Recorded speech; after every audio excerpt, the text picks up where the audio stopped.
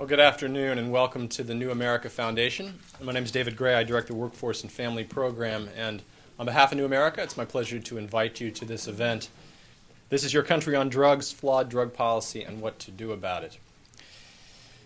The summer saw a spike in violence, drug-related violence in North America, and there's been a lot of discussion about what to do with policy to help deal with that violence, but also, as you well know, there's a long-term issue of what to do about not just drugs coming into the country, but the habits of the culture, how it interplays with policy, the interplay with family, and the interplay with personal freedom.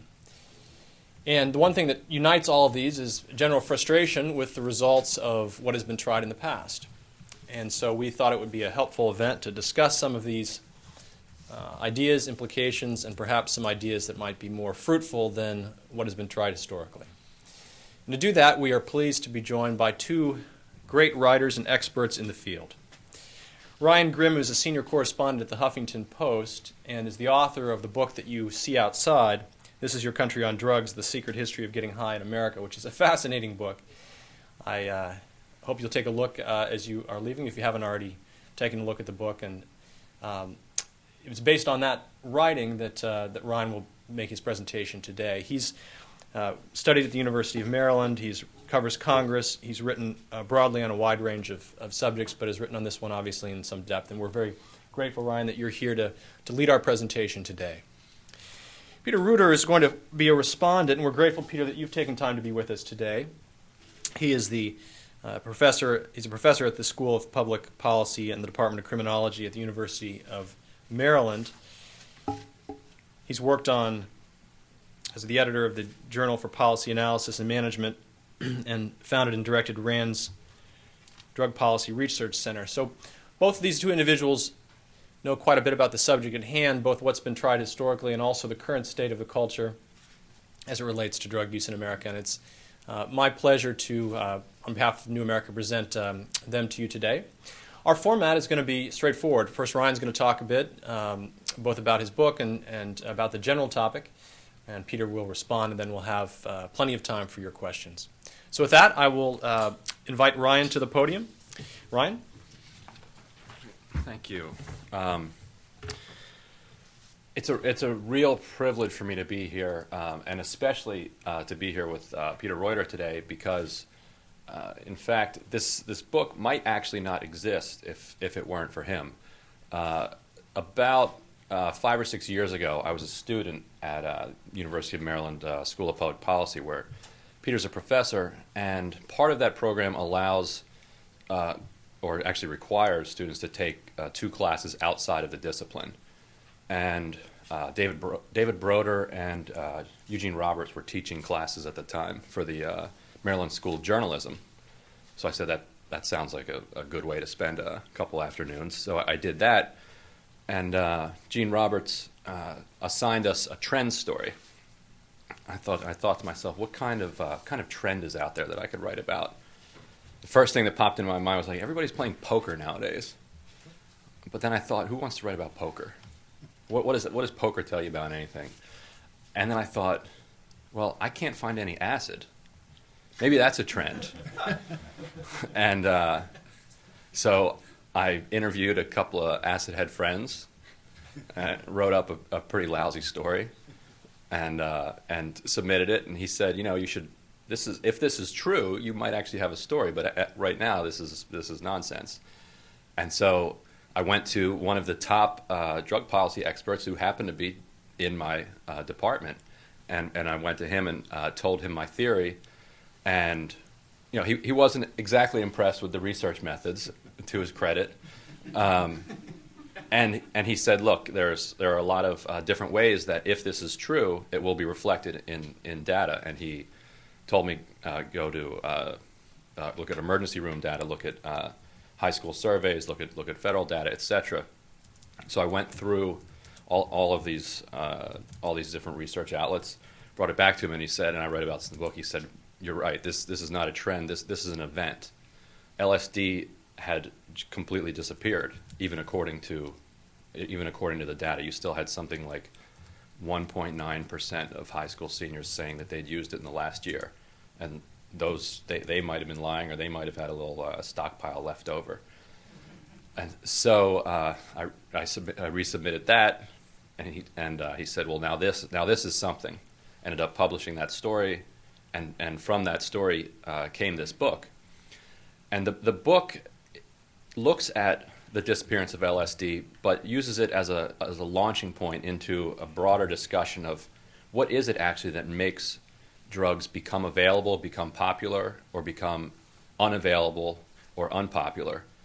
And I stretched it out through roughly the beginning of American history. And what I found was that the rise and fall of certain drug use is this strange coincidence of 5, 6, 7, 8 different factors all occurring at the same time for reasons that are unique to that time period.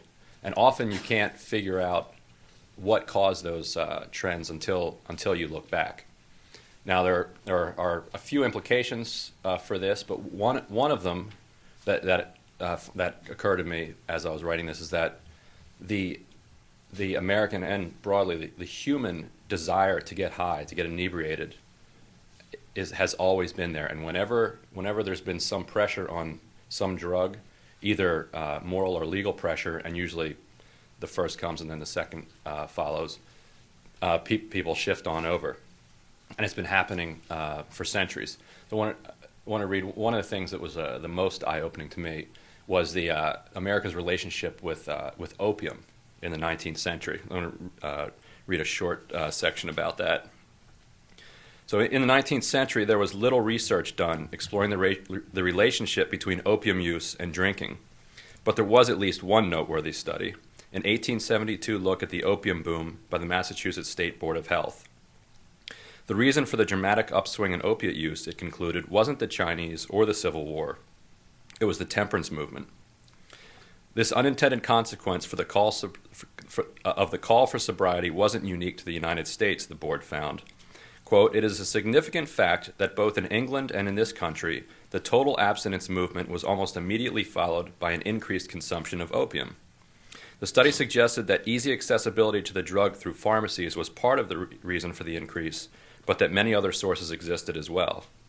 One official, referred to as a state assayer, reported to the board, "Opium has been recently made from white poppies, cultivated for the purpose in Vermont, New Hampshire, and Connecticut, the annual production being estimated by hundreds of pounds, and this has generally been absorbed in the communities where it is made. It has also been brought here from Florida and Louisiana, while comparatively large quantities are regularly sent east from California and Arizona, where its cultivation is becoming an important branch of industry, 10 acres of poppies being said to yield in Arizona 1,200 pounds of opium." So although this description of a thriving domestic opium crop might sound surprising today, the board's characterization of that crop's consumers certainly doesn't. The opium habit is especially common among the manufacturing classes, it asserts, who are too apt to live regardless of all hygienic laws. It puts some of the blame for such lower-class use on doctors, who are, quote, in no small measure responsible for the moral as well as physical welfare of their patients, and shouldn't be allowed to get away with, quote, the injudicious and often unnecessary prescription of opium.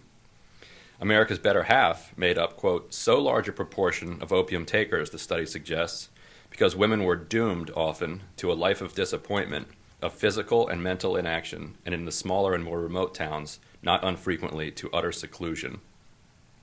The most important cause of opium taking, however, was, quote, the simple desire for stimulation, unquote, an urge hitherto satisfied by alcohol consumption. Opium, the report noted, was both more available and more socially acceptable than alcohol. The narcotic can be procured and taken without endangering the reputation for sobriety. In one town mentioned, it was thought more genteel than alcohol. The report went on to say that it was between 1840 and 1850, soon after teetotalism had become a fixed fact, that our own importations of opium swelled, citing a rise of 350%. In England, one doctor noted, opium chewing has become very prevalent, especially since the use of alcoholic drinks has been to so great an extent abandoned, under the influence of the fashion introduced by total abstinence societies. The board also found it curious and interesting that as wine drinking advanced in Turkey, opium eating retreated. As always in America, the limits of what exactly is moral behavior depended on what the meaning of is. By following their version of God's code to the letter, teetotaling Americans of the 19th century freely violated its spirit.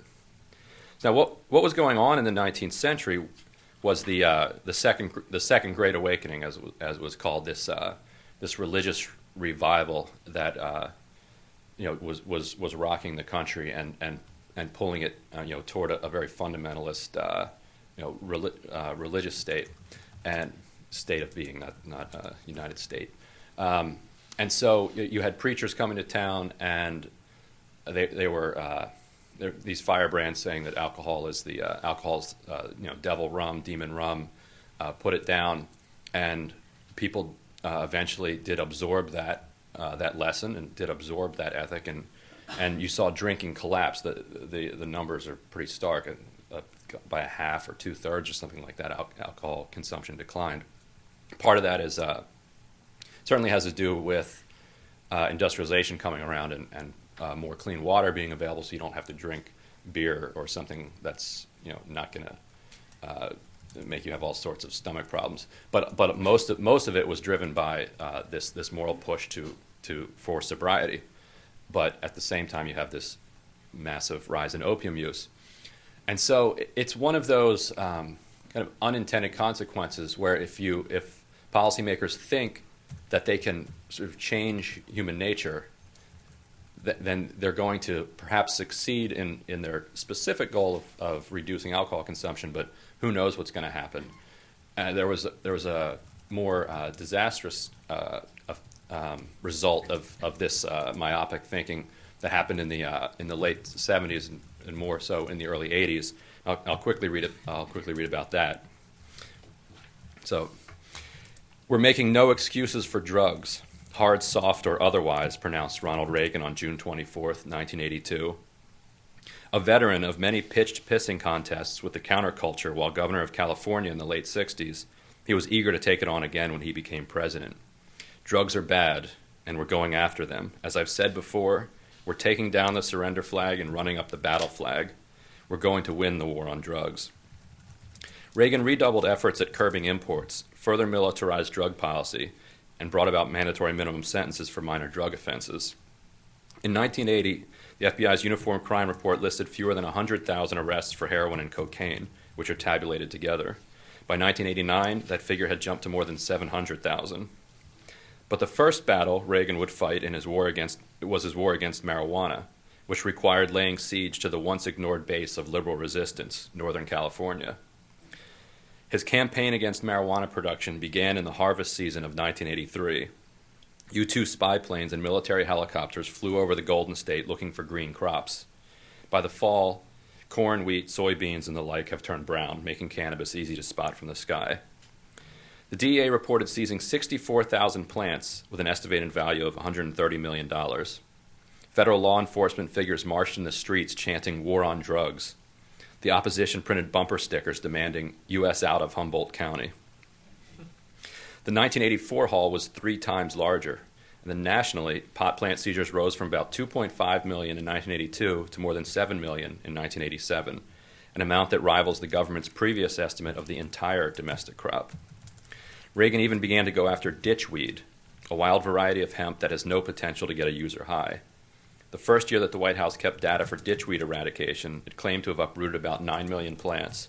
That number rose to more than 120 million by 1989 and reached $500 million in 2001. Unsurprisingly, such sustained effort drove up the price of marijuana. The DEA closely tracks drug prices and purity, although it doesn't often make the data available publicly. It did so most recently in 2004, and the numbers include a startling, if misunderstood, observation. Quote, the marijuana price trends are not highly correlated with trends in prices of other drugs over time, the report reads. While the price of powder, heroin, and, to a lesser extent, crack were falling during the 1980s, the average price of marijuana generally rose. An eighth of an ounce of pot in 1981 was going for $25. We're talking about 2003 figures here. It stayed roughly the same in 1982. By 1986, it was up to $53, and it hit a high of $62 in 1991. It's a 150% rise over 10 years. Coke, meanwhile, became much more affordable. It cost nearly $600 a gram in 1982. As Reagan directed resources toward the pot battle, coke's price began to tumble. By 1989, it was down to $200 a gram, cheaper in real terms than it had been during the last national coke binge a century earlier. At the same time, average purity levels nearly doubled. Clearly, the price trends are highly correlated, but the correlation is a negative one. In the 80s, price increases in marijuana drove demand toward other drugs. The war on drugs, hard, soft, or otherwise, helped persuade pot smokers to put down the bong and pick up the pipe, the mirror, or the needle. Now, one of the points of this book, though, is that there is never any one cause for a drug trend. And so while Reagan's war on marijuana and his ignoring cocaine certainly contributed to the trends and the direction of the trends, it's wrong to say that that's the sole cause behind them. There are any number of different influences that are at work here. I end up talking about later in this chapter another influence, which is that drug, and this is an observation that Reuter has made, that drug dealing is inherently a service industry, because the total cost of producing the drug is something like 0.1% or whatever of the ultimate street cost. Everything else is service. It's sales, accounting, transportation, marketing, distribution, all that sort of thing. And so I argue that coke was the perfect drug, therefore, for the economy of the 1980s. And it's one of those examples where culture ends up influencing drug trends. Peter and I were just talking before this about how marijuana use has been coming down all across the world since the late 90s. And there's no obvious explanation for why that is, but it most likely has something to do with cultural attitudinal shifts towards marijuana. So I'll briefly do this section on the service economy. The collapse of American manufacturing left more than a psychic need, however. It also left a vacuum in the economy, which the non-goods producing service industry rushed to fill. According to a 1992 New York Times story, there were more jobs created within New York City in the 1980s, overwhelmingly high-skilled, high-paying managerial, professional, and technical jobs than there are people in Buffalo, the state's second-largest city. We became a nation of middle managers, of bankers and bureaucrats, of adjusters, accountants, and wait persons, and drug dealers, from the importer to the distributor to the guy on the corner. Peter Reuter, the University of Maryland professor who helped me with my original LSD article, has made a career out of examining the economics of illegal businesses. One of his most startling observations is that the coke trade, indeed the entire drug trade, is essentially a service industry, because the street price of a dose of cocaine is many, many times higher than the cost of merely manufacturing it. As with any other retail good, some of the excess covers the seller's profit. Some covers what accountants call transportation in costs, but much more goes toward reducing the risk of product seizure and employee arrest, the principal perils of providing an illegal service. Those perils became less significant the more the South Florida coke industry became entrenched. As cocaine's price fell throughout the decade, it became available to consumers of more moderate means. It trickled down, so to speak, spreading across the country in both powder and crack form.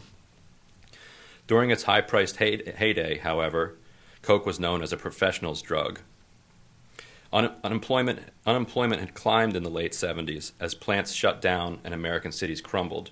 Stagflation meant that wages and job growth were falling while prices were rising, a phenomenon that some economists had thought impossible.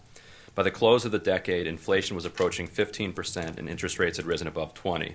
To lasso the beast, Reagan severely tightened monetary policy, cutting the money supply and intentionally driving the country into a recession. The Reagan recession, as it became known, hit hard in the summer of 1981 and persisted for the next year and a half. The president's approval rating bottomed out in the mid-30s, and in the 1982 midterm elections, Democrats picked up more than 24 congressional seats. America was no longer a place where things were made. It was a place where things were shuffled around. Cocaine slotted nicely into the new economy. The Reagan recession had disproportionately affected urban blacks and Latinos, and American cities were teeming with unemployed men eager to earn a living distributing the drug, cutting it, or defending territory where it was sold. The economy needed the pick-me-up that selling coke provided. The banking industry had been banged up by the recession and was glad to have the influx of capital brought by the cocaine biz. The Economist reported that 44 Miami banks were given international charters in 1982, compared to 10 in 1978. Another 36 foreign banks opened branches in Miami during that period. At least 40 city banks refused to report cash deposits of more than $10,000 as required by law throughout the 70s and into the 80s. And at least 4 banks, authorities estimated, were bought and controlled by drug dealers. As their trade spread across the country, dealers found still other banks eager to deal in cocaine cash. Much of the money that went to foreign producers ended up back in the American economy too, laundered through the Panamanian branches of U.S. banks. By the late 80s, a few banks had begun to come under suspicion as their money laundering became too blatant. But the penalties were so laughably small that even when the banks did get caught, they often still benefited from that specific transaction. A Beverly Hills branch of the American Express Bank was caught laundering $100 million belonging to Juan Garcia Abrego, operator of a notorious cartel with close connections to the then Mexican government. In a 1994 congressional hearing, Chairman Henry Gonzalez, a Texas Democrat, noted that the $950,000 fine, less than 1% of the laundered cash, meant that the bank still profited from the exchange. Citibank, which since the 1950s had been the most active U.S. financial institution in Mexico, was in a perfect position when cocaine trafficking moved from the Caribbean westward. Mexican playboy Raul Salinas was discovered to have laundered hundreds of millions through Citibank. His brother, President Carlos Salinas, a prominent ally in the U.S. drug war, was estimated to have made off with some $5 billion himself. In 2.5 years of investigation beginning in 1986, Senator John Kerry's committee looking into links between the Central Intelligence Agency and the Contras also turned up ties between drug cartels and the banking industry. One hearing involved the Medellin cartel's top accountant, Ramon Millán Rodriguez, who had been busted laundering billions to the New York-based bank First Boston. A committee member suggested that he, quote, must be very clever to have cleaned up so much cash. Well, First Boston paid a fine of $25,000. I'm doing 42 years, Rodriguez responded.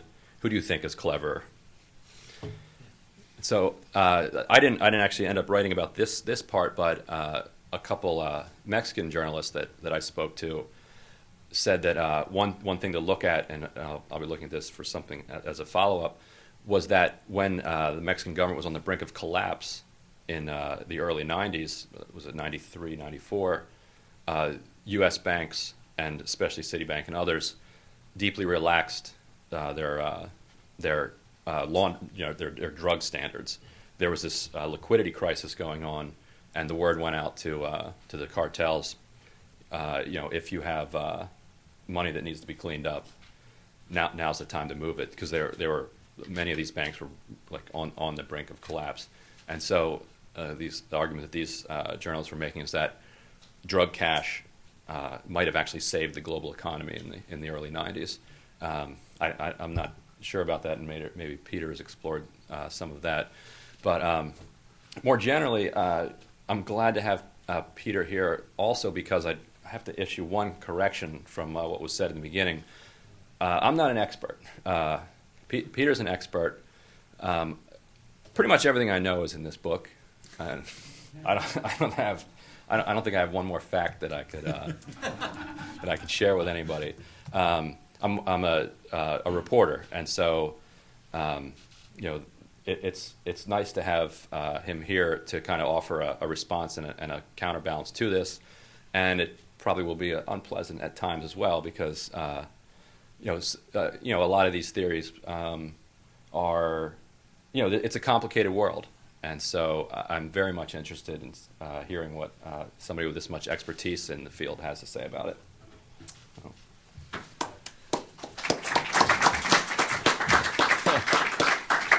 Thank you very much, Ryan. I echo what he shared. We are lucky to have Peter Reuter here, and I'll ask him to come up next.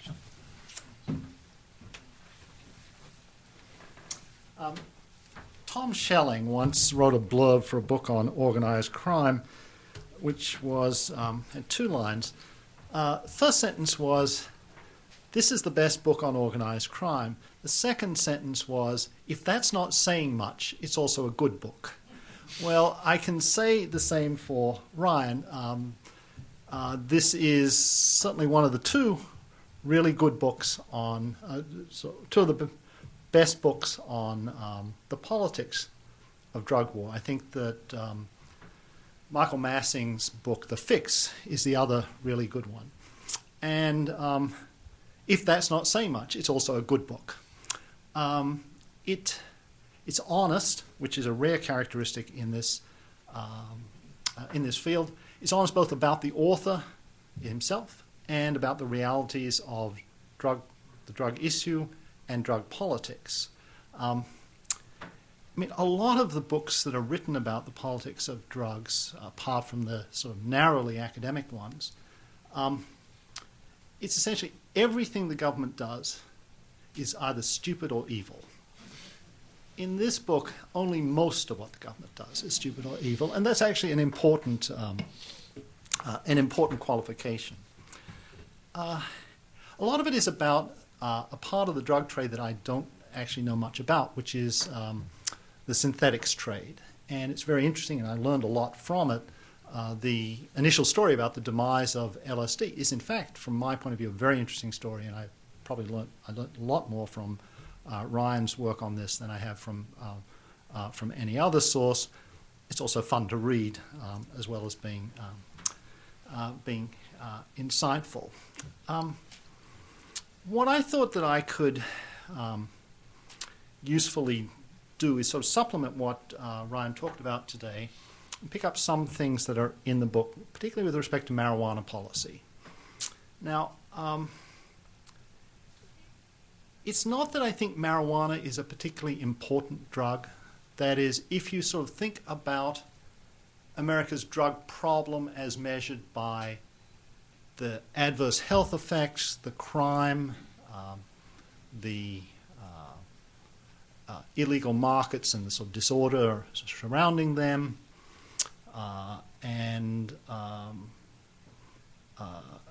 if you sort of take, and the incarcerations associated with drugs, if you take those as being sort of the components of America's drug problem, marijuana accounts for, quite a small share of those. Nonetheless, it is the drug that we know best. It has been true for 30 years now that over half of every birth cohort reaching the age of 21 has used marijuana.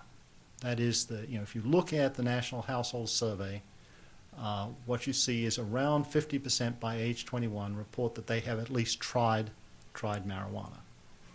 And we are now, of course, ruled by a generation that has tried marijuana. And I think it's not insignificant that this president was perfectly comfortable, admittedly in a memoir that he wrote before he had realistic presidential ambitions, was comfortable talking about his experience with marijuana and even an occasional use of cocaine. But I'll just stick with marijuana for the moment.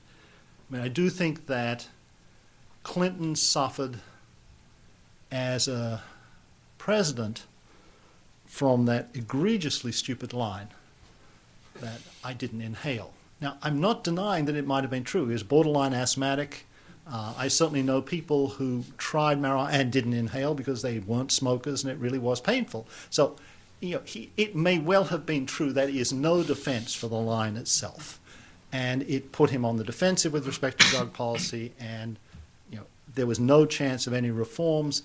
And much as, I'm a yellow dog Democrat and actually rather admired Clinton as a president, but on this, in this field, I thought he was no better than a Republican. And I was particularly irked by his sort of exit interview with Rolling Stone, which some people in this room will remember, in which he regretted that he had not taken up the marijuana decriminalization issue on his way out the door. And I think it was, in fact, that the infamous line that made made that impossible, and we now have a president whose marijuana use is not in any way a secret, and it's accepted broadly as normal. And indeed, it is normal for anyone of that age to have tried marijuana. What's more surprising is how many people have actually used marijuana for quite long periods of time. There's probably the best study is a recent study from Germany of I think a Munich or Hamburg cohort, and about 40% of those who were using marijuana at the beginning of the 10-year study were still using it occasionally 10 years later. And that sort of reaffirms what is in a number of other studies, which suggests that marijuana use is not, the large share of marijuana users do more than experiment with it. And it's worth thinking about the adverse consequences of marijuana before we sort of talk about marijuana policy, because marijuana, in the reform circles, gets, I think, too clean a bill of health. What's surprising in that respect is that the number of people who are seeking treatment for marijuana problems has been going up essentially throughout the Western world. Now, when I first saw this in the US in the 1990s, I had a simple explanation for it, which is that arrests were rising. One way of ensuring that a court treats you nicely is to be in treatment. So it seemed to me it was very plausible that the reason that we saw lots of people seeking treatment for marijuana problems was that they weren't seeking treatment for a marijuana problem, they were seeking treatment for a legal problem. When I saw the same increase, almost exactly parallel in percentage terms, in the Netherlands, that started to make that explanation look quite dubious.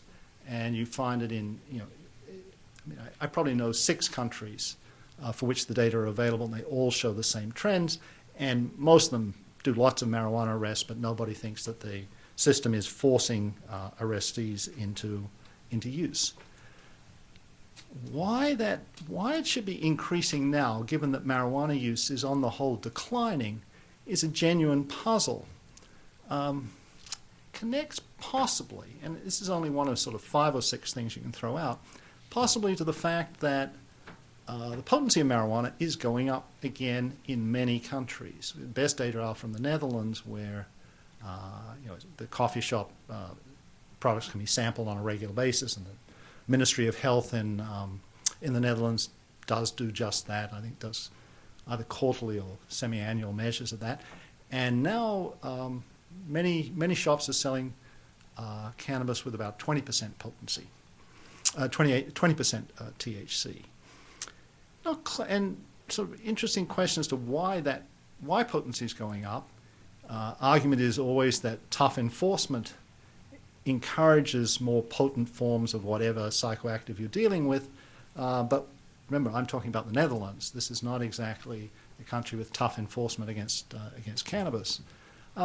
It turns out that there may be an interesting technical explanation for this, which is that, it's a matter of observation and not yet, I think, of any systematic explanatory research, but that growing cannabis under intense lights leads to higher potency. And it may well be that users do a poor job of titrating. I've always thought that they just sort of used less cannabis as it got more potent. But all I'm saying, that's just one of a number of factors that might be behind this increase. But it's a reminder that marijuana, in fact, causes problems to substantial numbers of users. About 10% of those who start using marijuana at some stage will report that they tried to quit and were unable to do so. And that seems to be, again, found across many different countries. There is, of course, an increasing amount of research showing that for some people, the marijuana can trigger psychosis. The gateway effect, there's New Zealand research which points to the reality of a gateway effect, that is, marijuana use is more likely to, those who use marijuana are more likely to have to control for everything you can think of controlling for, more likely to lead to use of stronger drugs.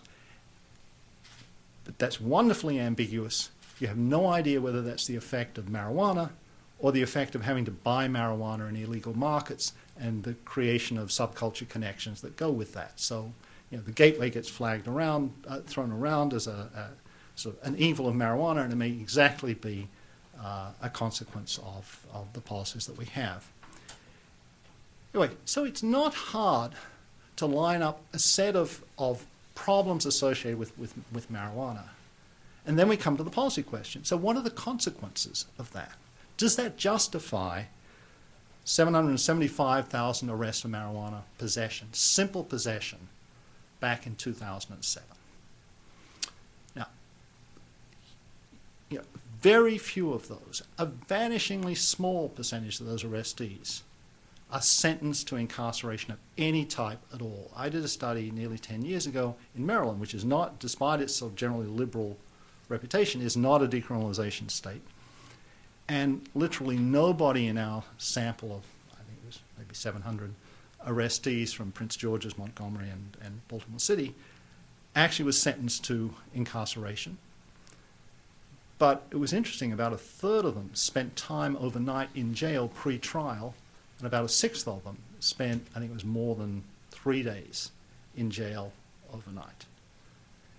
And that's not an idle statistic. It's a reminder that when we talk about 775,000 arrests, if the figures from Maryland, you know, had were held nationally, and I have no idea about that, we're talking about 250,000 people spending time in jail. Spending time in jail is an unpleasant experience, and sometimes has real consequences, long-term consequences, loss of job, loss of dignity with others, etc. And the question is, can we justify those arrests simply because we know that there are harms associated with marijuana? Let's say that it does create dependence amongst large numbers of users, that many of them seek treatment because they have problems with the drug, that it's a gateway, etc. And though I always am uncomfortable making analogies with alcohol, these are, of course, exactly the statements you would make about alcohol. The difference in the debate is not that large numbers don't use cannabis. I mean, in a sense, alcohol and marijuana are both normative experiences in this population, have been so for at least a generation. But the difference is we give no weight whatsoever in policy discussions to benefit from marijuana use. The fact that most people enjoy marijuana and suffer no adverse consequences, which in the case of alcohol is the persuasive argument that we will put up with the adverse consequences, simply does not enter into the discussion outside of the sort of circle of legalizers talking to themselves. In the general public discussion, it plays no role. So the argument for making what I think is the major potential change in marijuana policy, which is simply eliminating these arrests for possession, comes down to, do we care about 750,000 people being arrested for marijuana? I think that we should, and I think that change in marijuana policy is, in fact, a sort of one of the few pieces of drug policy change that I could stand behind. And what is shocking is that the arguments for making this change have really been the same for 35 years. And the first good book about marijuana policy reform, written by a man named Richard Bonney, who was involved with the Schaefer Commission, ended by saying, look, roughly speaking, you might enjoy reading this book, but remember, this problem is going to go away because it's so silly, our current policies, that it must disappear within a few years. And 35 years later, I remind Richard Bonney, whom I see from time to time, about his political naivete on that. And I mention it as evidence that while I think that there's an excellent case for eliminating our policy of arresting hundreds of thousands of people for marijuana possession, I see, in fact, strikingly little weight to any change being accomplished. That, in a way, brings me back to Ryan's book. Ryan's book takes a very long view of drug policy and points to a somewhat cyclical element to it, but in large part to the fact that we do seem to have real reluctance to move in any direction but intensified enforcement. I mean, roughly speaking, you can describe the last generation in a period in which the drug problem, by many other measures, has diminished. It's just increasing incarceration. My favorite slide, and this was not a setting in which I should put up slides, but my favorite slide is one in which I show that the number of incarcerations rose, number of people incarcerated on any one day in the US for drug offenses, not drug-related, but just for drug offenses, rose from about 50,000 in 1980 to about 500,000 in the year 2005. And during that period, the prices of cocaine and heroin fell sharply in the 1980s and gradually in the 1990s and in this decade. If I might say so, it's generally audiences find it a very compelling and troubling graph.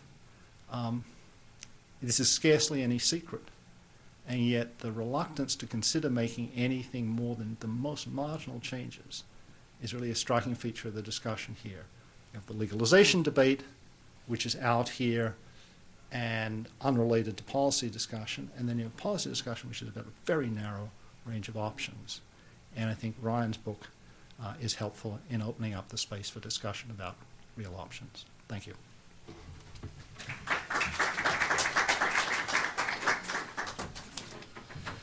Thank you very much, Peter.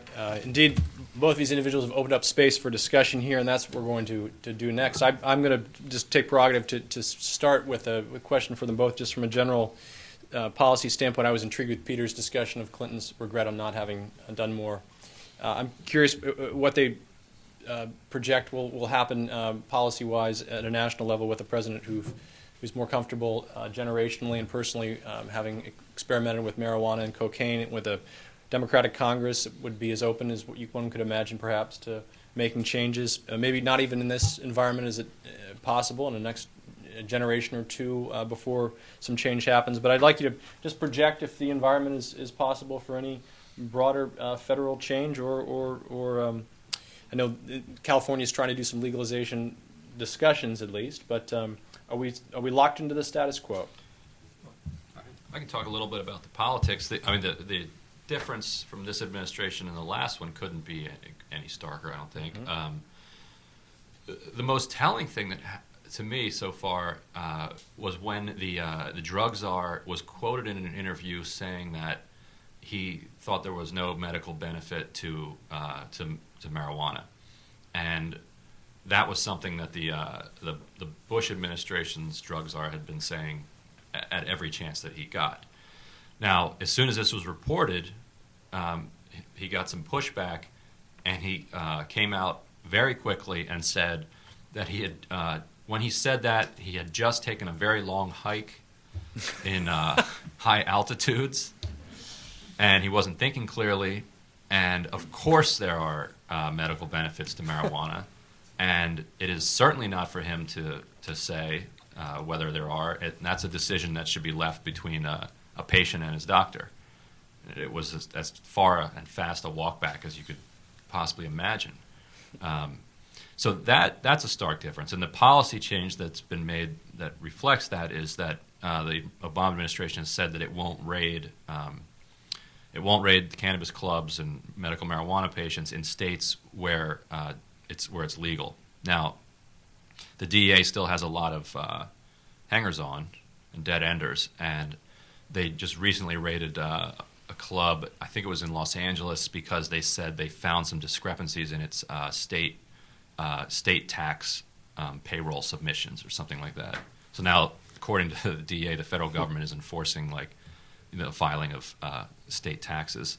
So if you run a cannabis club in California, you better pay your parking tickets and better make sure all your permits are filed correctly, because there are still folks that will come after you. But every time they do, there's pushback, and the Justice Department reiterates its, because I call them every time there's a raid, and they reiterate their statement that that club might have been in violation of a state law because they are not enforcing the federal ban on marijuana. And that's probably in medical marijuana states, that's the biggest change so far. And what that does is it opens up space for states to change their laws. Rhode Island recently changed its law so there will be one state licensed medical marijuana dispensary that patients can come to. In the next couple of years, they'll open a couple others. After the Obama administration announced its policy, there were a bunch of clubs that opened in Colorado, which has a medical marijuana law, and they've just exploded in California. There's more than 1,000 now in Los Angeles, I think, and it's getting to the point where the medical marijuana movement always goes in stages. Like there will be a proliferation of clubs, then they'll get out of control. And I write about this in the book. They'll get out of control. They'll start building, clubs next to elementary schools and other places like that. There'll be a moratorium, and then the zoning board will take it seriously, and that's how you get to like a serious policy where once you have the zoning board talking about marijuana, you've come a long way from where we were just a few years ago. So the absent the threat of federal intervention, states are allowed and cities are allowed and counties are allowed to make their own policy. And one of the things that I discovered in the history of this country's relationship with drugs is that it's often a ground-up thing. The first efforts at prohibition were done at the local level, and then expanded to state levels, and then expanded to the federal level. Congress always acts last. So I think that will be the same here. Congress will act last. The best way you can see this happening is that every year there's, I guess it won't happen this year because of the Obama policy, but every year there's a vote on barring the DEA from spending money on raiding states where medical marijuana is legal. And if you look at the members of Congress who have voted for that, if they come from a state where medical marijuana is legal, regardless of what party they're in, they're likely to vote for it. So the more states that make it legal, then the more members of Congress you have who are willing to support it at the national level. Broadly, I don't see them doing much. But I mean, medical marijuana is kind of a sideshow if you're concerned with marijuana. Even in California, the numbers that supposedly have some kind of certificate are tiny compared to the number of past year users of marijuana. And at least in the first few years in which medical marijuana was available, before the clubs had really been set up, there was no indication that use of marijuana had risen more in California than elsewhere. I think the central question for marijuana policy is really not a federal one, but is about whether states will retain the existing criminal sanctions for possession of small amounts of marijuana, and police departments will continue to arrest hundreds of thousands. And I think the drug czar's views about this will have some influence. The federal government's views about it will have some influence, but essentially a state matter. And I don't see a lot happening at the state level to suggest that change is in the way. Great. All right, let's open it up for questions for our two guests here. Danny's got the microphone. Please identify yourself, if you wouldn't mind, your organization you're with, as you ask the question. Hi, my name is Annabelle Fisher. I'm with myself, and I'm University of Maryland alumni. And if anybody else in here is a Terps alumni, be thankful. We're smart.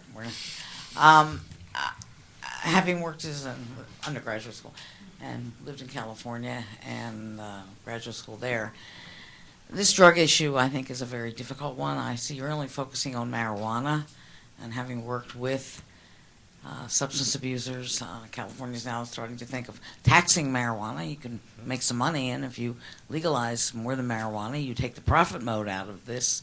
What happens, and also many countries depend on the growing of different drugs for their own economy and for their own welfare. With regard to the policy issue,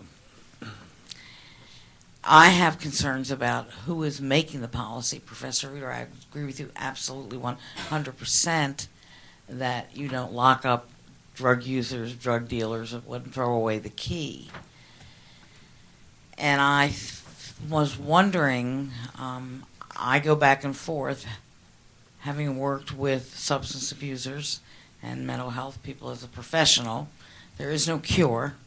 There's only control for this illness. There is a genetic factor. Who should be making the policies?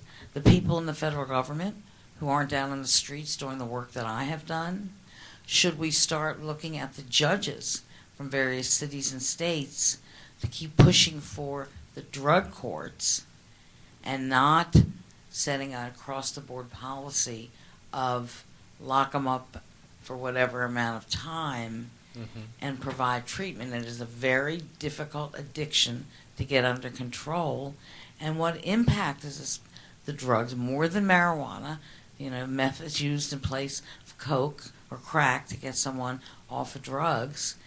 What impact is this going to have on drugs already out there that we need, whether they be pain meds, because the last administration wanted to stop that, or other drugs or psych meds, what have you. Okay. That's So where do we go? I'm hearing Thank you. So multiple the policy, questions here. yeah, the policy issue. Who's making? If elected officials are making the policy, they're not talking to the right people. Is that going to change? Any comments you. on that broader question? Thank you. Well, and to pick up what we were just talking about, if at the local level and the state level, the only thing that I could see driving a change is one if you have a relaxed, level of propaganda coming from the federal government, which allows it. The budget crisis could have conceivably some impact. California is talking about releasing prisoners. Virginia is talking about, back a couple years ago they did away with parole. Now they're starting to release prisoners, and maybe you can think of the drug war as kind of the American people's luxury of good times. That is, it's all nice to lock up a couple million people when you can afford it, but when you actually have to start deciding where to spend scarce resources, spending it on a new jail or expanding the jail or what have you might not be the smartest thing, and so it might cause some local policymakers to rethink the stricter enforcement and look at how can we do this in a more cost-effective way. And a more cost-effective way would be to treat addicts, I would think, than to just keep locking people up. I don't know. I mean, there are lots of apparently clever ideas around that don't, in the end, seem to make much difference, and it's hard to figure out exactly why. Drug courts are a very attractive notion, and I think there are 1,500 or 2,000 of them now. But in fact, they handle about 5, certainly less than 10% of the potentially eligible defendants, mostly because drug courts want very much to have good results, and a way to have good results is to only treat the treatable. And so they have very tight eligibility criteria and have ended up being an attractive but really still fairly unimportant innovation. The question is, why not relax eligibility and sort of see if you can broaden them, and whether the therapeutic effects hold as you get to more serious offenders. But there's been very little pressure to do that. So we have lots of interventions like that, none of which are done on a large enough scale to make a big difference. Thank you. Right here, sir. My name is Sidney Weintraub. I'm at the Center for Strategic and International Studies. I wanted to ask Ryan Grimm to elaborate a little bit. I didn't quite follow the reading that you had on banks in Mexico sort of getting affiliated with drug profits in the early 1990s. I know something about Mexico. I know what was happening to the banks in the early 90s, but the thing you just mentioned, I didn't know anything about, and therefore I'd appreciate some elaboration of what you said. Well, like I said earlier, almost everything I know is in the book. So, the drug cartel, Citigroup had the biggest foothold, and I think they still do in Mexico. And so they were the ones that were participating most heavily in the drug trade. And as Mexico became more a part of it, that's when it really kicked in, and that happened for, again, like a variety of strange coincidences. The U.S. Decapitating a bunch of the Colombian cartels reduced their power in relation to the Mexicans. The U.S. then went after the Caribbean trade routes, which forced the cocaine to come up through Mexico. We also went after the domestic meth industry and pushed it down into Mexico. So in the late 80s, early 90s, you had the best of all worlds for the Mexican drug cartels. They renegotiated their agreements with the Colombian cartels, whereas in the past they had simply been middlemen. They became the owners. They just bought the product directly from the Colombians and then took all the products for themselves, which really pissed off the Colombians. And I actually had an ex-drug trafficker write to me after this book came out. He now lives in Nevada, and he talked about how he was a trafficker in the 70s and 80s and into the 90s. And I have a chapter about, or a piece of a chapter about the influence of the price of the euro on trafficking in Europe. I argue that was one of the reasons that traffickers started sending more product to Europe was this exchange rate. They were getting like twice as much per kilo to send it to Europe than they were here, and also because it was tighter enforcement, it was more difficult to get it in there. And he wrote to me, and he's like, that's all true. It's like there are two other things that you have to think about too. One is that I think that euro has something like a 500 note, so it's much easier to carry around a 500 note than a $100 bill, which is something. It fluctuates, but that's like 60 euros or something. And he said also it was, and I should have put this together, but the Colombians were mad at the Mexicans for forcing them to just sell directly to them at these cut rate prices. So they went looking for new markets where they could be the ones that controlled the whole flow. All that's to say that there was a ton of money flowing to Mexico and Miami at the time, and those banks are all connected, and it's one of the biggest industries in Mexico, and that's where they would send their money. So there isn't a whole lot more to it than that. I don't know myself yet about what I was talking about the Mexican drug money saving the global economy from collapse. That I still have to report out. But the reporters that I spoke to were confident about it, and it does make sense that there was tons of capital down there, and if banks needed access to capital, that would be one place to look. Yeah, I'm trying to think about what's a plausible figure for sort of value added in Mexico from the drug trade, and the best estimates, which aren't very good for for around 1990, were probably about $100 billion in the retail trade in the U.S. And then you sort of try to figure out how much of that could have accrued to Mexicans who were involved in sort of the trafficking of cocaine, maybe a third of the heroin. So you do all those back of the envelope calculations. I'm guessing it's hard to come up with more than $15 billion, and maybe it's only 10. And I just don't know if that's large enough to make a big difference in Mexico's economy and monetary. Mexico's economy wasn't in very bad shape in the early 90s, and the banks were in very bad shape. Mm-hmm. They had just privatized for a lot of reasons unrelated to drugs. Yeah. I can't imagine that the drug industry made very much difference. Certainly at the global level, it kind of made a difference. I mean, that's that we can put aside. It's just not big enough. What you're talking about. All right, let's look for any other questions. Gentlemen here, and then we'll go 1, 2, 3.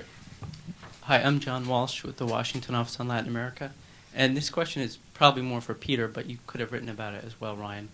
Given what you said about the possibilities of a more lenient approach, either in law or in fact, to marijuana enforcement, what can you say empirically has been the case where countries have changed from a tougher to a more lenient approach to marijuana or other drugs in terms of fears of increased use or other adverse consequences related to the markets? That's a good question. Okay.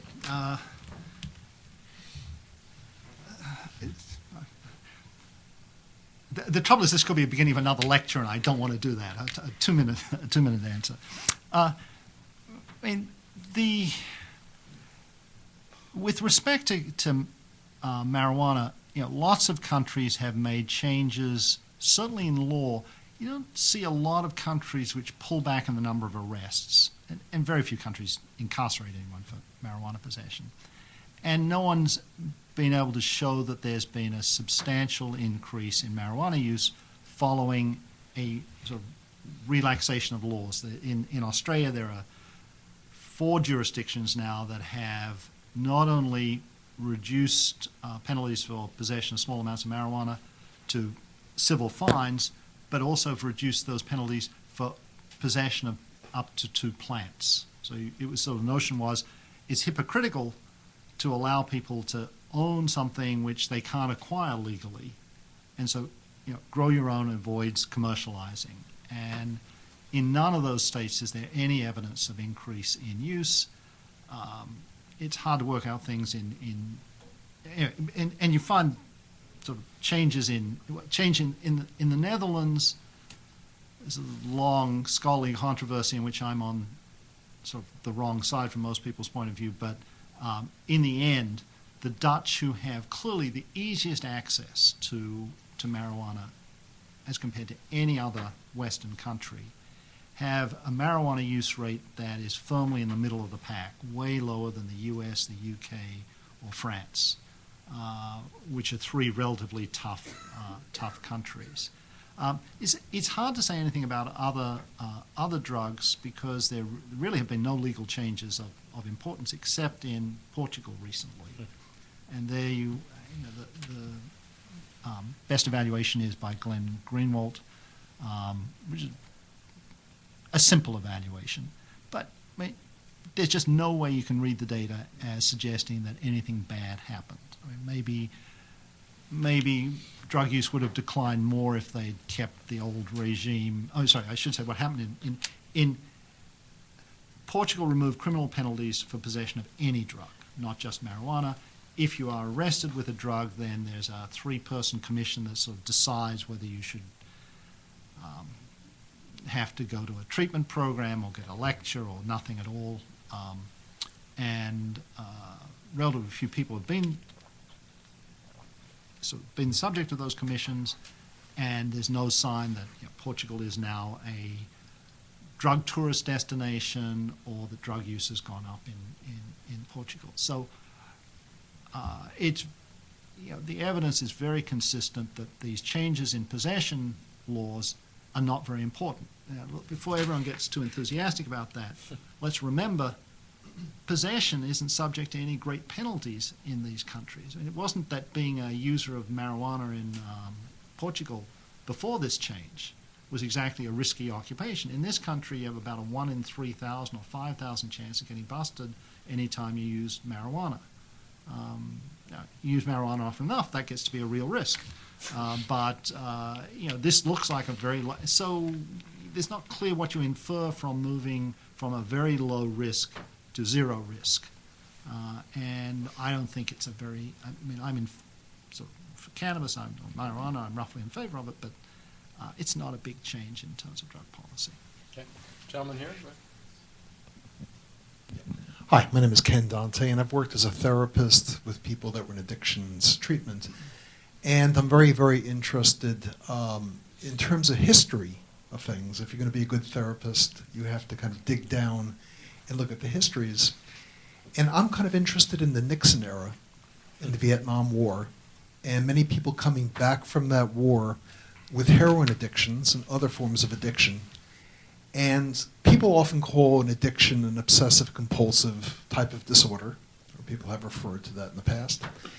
And I wonder how much of the obsessive compulsiveness of the administration dealing with the vets coming back in the shadow of Vietnam, not maybe dealing with the guilt of Vietnam and what had happened, and directing a war on our own territory against people that had come back infected from some of the shadow of that war. Yeah, the book that Peter mentioned earlier, Michael Massing's The Fix, is the best history of that period that you're going to get. And he talks about how the Nixon administration, the early part of its term, was actually very much interested in a reasonable, rational solution to the drug problem, and interested in treatment and actually reducing addiction rates as a means to reducing crime, which had been its political promise. And it instituted a lot of extremely progressive programs, beginning with a pilot program in Washington, D.C. that would treat heroin users, and then they extended it to the rest of the country. And actually, Bud Crow was one of the leaders of this effort. And he actually, I did a reading at Politics and Prose, and he came out to the reading, which was a lot of fun. As those of you who know him, he wound up in prison for leading the, being one of the top plumbers.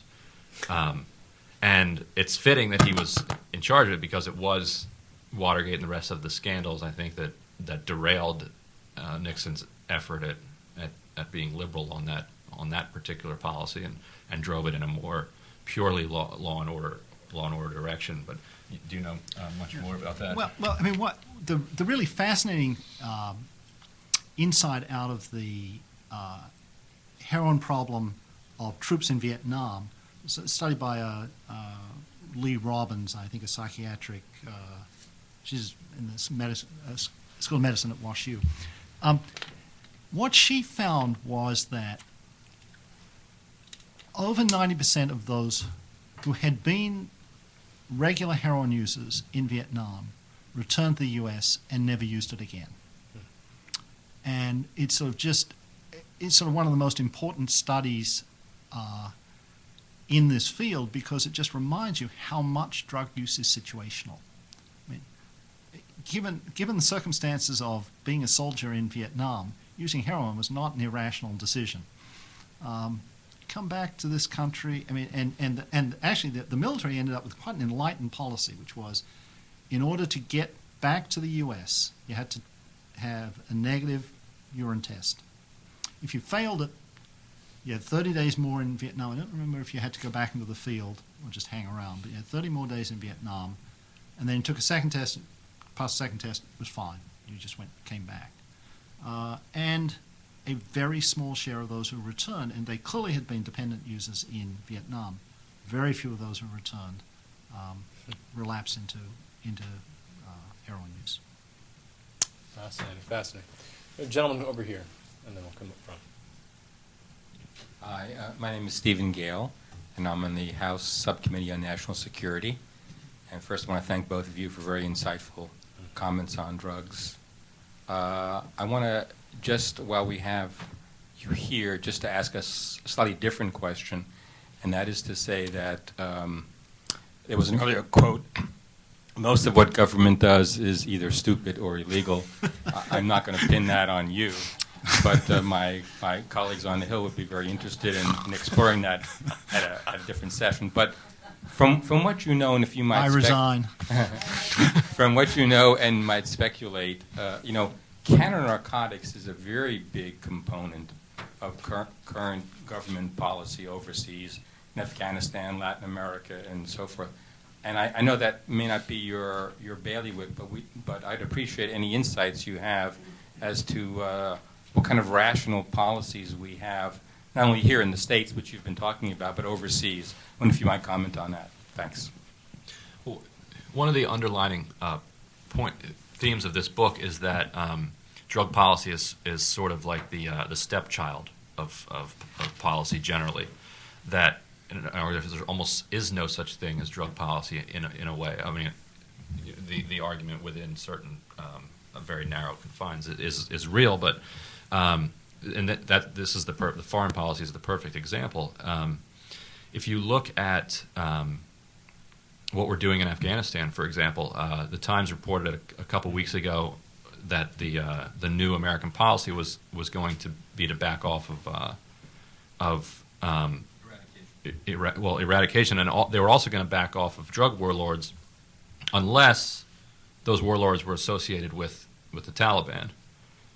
So, in other words, we're okay with drug trafficking as long as the warlord is part of the Karzai administration, and that has been America's foreign policy as it relates to drugs, for decades. And I have a chapter on that in the book.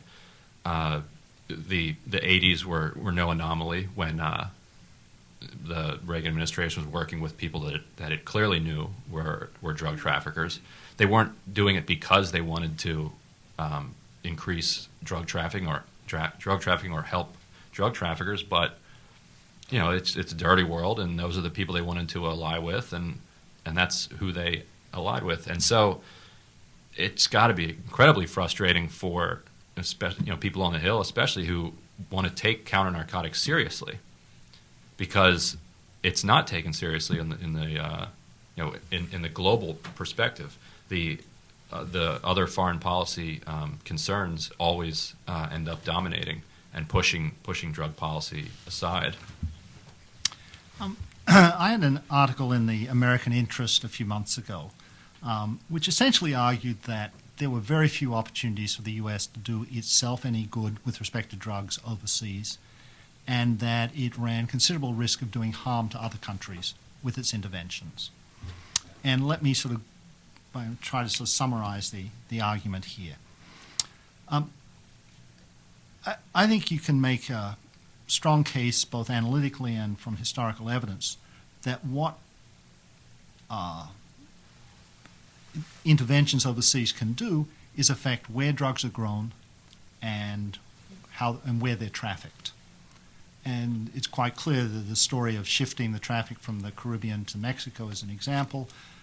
With respect to growing, the shift from Bolivia and Peru in the early 1990s to Colombia for the growing of coca is another instance of this kind of pushing around. If that's right, if what we can do is affect where drugs are grown and trafficked, then surely the next question is, well, where would we like them to be grown and trafficked?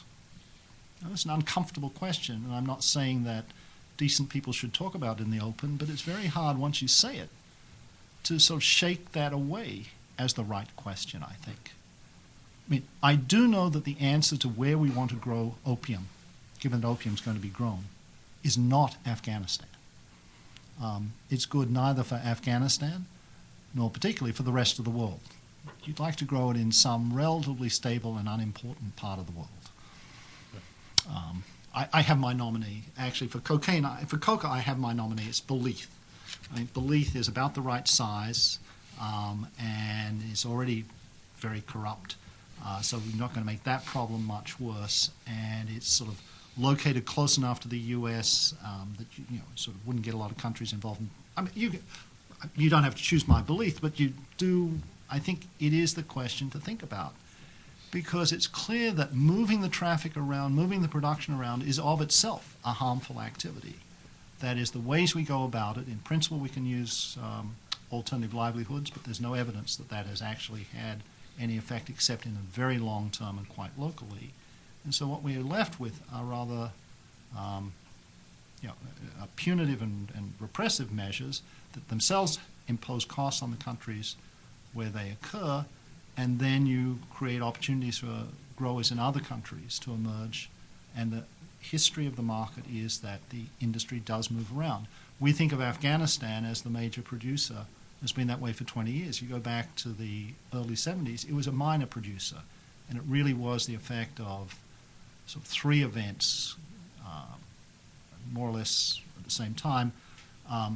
The end of the Shah's regime in Iran. The Shah had allowed production of opium to supply the very large opium-dependent population in Iran, and now Afghanistan was the obvious source. And the second was the Soviet invasion, which sort of reduced any credibility of central government control. Actually, now I'm trying to think. I think there's a third one. I can't remember what it is. The attack on Mexico, Mexican poppies. No, because they weren't supplying particularly. The U.S. was not an important market to them. Thank you. I'll take that. Fine. But it's, as I say, I think this premise that we can do ourselves and the rest of the world good by interventions in overseas markets is it's a tough question. I mean, in Colombia, Plan Colombia clearly has had no consequence for drug availability in the U.S. It may well have helped the Colombian government become more effective at controlling its territories, various other adverse effects. But in a way, this gets back to Ryan's point, which is whatever it says, the drug control purpose is usually the secondary purpose of an intervention. And I think it helps to step outside of the U.S.-centric view of this to see how this looks from the rest of the world. Let's pretend that Russia, which because of its being close to Afghanistan now has a big drug problem. Let's pretend that Russia decides that it's in its interests to go around the globe eradicating the things that its people get high on, and it goes after Afghanistan and it effectively wipes out a lot of that trade, and then it pops up somewhere closer to the United States instead. We probably wouldn't be very thankful for that effort, just as probably the Iranians and the Russians are not thankful for whatever efforts led Afghanistan to become the giant producer, because now Iran has a big drug problem. It actually has needle exchange. The drug problem's so bad, and so do the countries nearby it. And this has all kinds of consequences. I interviewed the Department of Defense's top narcotics person for this book, and he talked about how, because of the rise of poppy growing in Afghanistan, there's now this this black market pipeline that runs from Iran to Afghanistan to Russia, where people are moving illegal product at a very high dollar amounts in a constant basis, and for U.S. interests, that's not a pipeline that we're happy is wide open for people who operate in the black market because of who those people are and associated with. We have one question here, and then do we have a final question for our speakers? No, we'll take these two questions, and then we'll call it a day. Hi, Raj Srinivasan with the Cato Institute.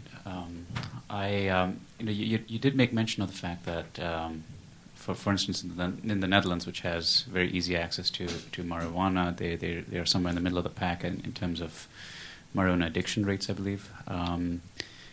What do you think does lead to, especially in the Western world, what are the factors, what are the policies or other factors that lead that correlate with marijuana addiction rates? Before we get to that, let's just do the two questions. So the gentleman right behind you, and then we'll ask word for each one of our speakers. So we're going to hold the... Ryan Grimm, in your book, which is excellent, by the way, you talk about... Identify yourself again. I'm sorry to interrupt. Alex Sychek, the alternate.org. Okay. You talk about the old 19th century model where hard drugs were peddled by doctors and magazines and large corporations. And I'm wondering what you and Professor Reuter might think about the idea that over the last 10 or 20 years, we've been moving toward a new version of that through over-medicalization, reclassification of old new illnesses. I mean, it's never been easier in my lifetime to get strong opiates in pill form. Oxycodone being the most famous example of that. And big pharma speed is getting ever more sophisticated and powerful. These 50 mg Adderall pills are, I mean, what is that except military grade speed? for the masses. Hmm. And it's being given to kids. It looks like a new version of the 19th century. Interesting. Why don't I take the first question, you do the second one. What I was referring to was not marijuana addiction rates, but just the prevalence of marijuana use. And I don't know how well that correlates with rates of dependent use of marijuana. It's at the social level, it really is baffling as to what leads to these changes. Through the 1990s, almost every Western country saw an increase of sort of 50% in its marijuana use rate amongst 18-year-olds. It went from 20% to 30% in Helsinki, and it went from 40% to 60% in London. And then around 98, but sort of this time varying, it turned around and went down. So almost every country there's been a decline since the peak by the middle of this decade. And I mean, I'd like to have a nice story in terms maybe of prices or something that I understand. I don't have any such stories, so I just say popular culture, which is sort of throwing up my hands, but it's not entirely silly, I think. That the notion that these are fashion goods, particularly amongst youth, and that fashions change is, I think, as good an explanation for marijuana as anything else. It's a completely different story for cocaine, methamphetamine, and so on. But that's a different story. I think, Alex, your observation is a good one, and it fits into the theme of the book, which is that these things are cyclical, and the desire to get high doesn't go away. The desire to sell drugs and make money off of them doesn't go away either. And so the fact that you're now seeing this resurgence of like what really is, I mean, military grade speed is a good word for it. It just blasts you off, and it's very easy to get. I write about in the book that when I took leave from Politico for about 2 months to write this book, I went to my doctor and I said, I'd like some speed, and he said, "Do you have ADD?" And I said, "No." He said, "Do you want to go to a therapist?" I said, "No, I just, I've used it a little in college when friends had it, and I'm taking 2 months off to write a book, and it really helps me write." And he looked at my blood work, and he said, "Okay, here, try this. I've got a coupon for you can get your first prescription free." And it was just as easy as that. And I didn't use it often. I'd use it, a couple times a week when I really wanted to, put a good 10 hours into the book.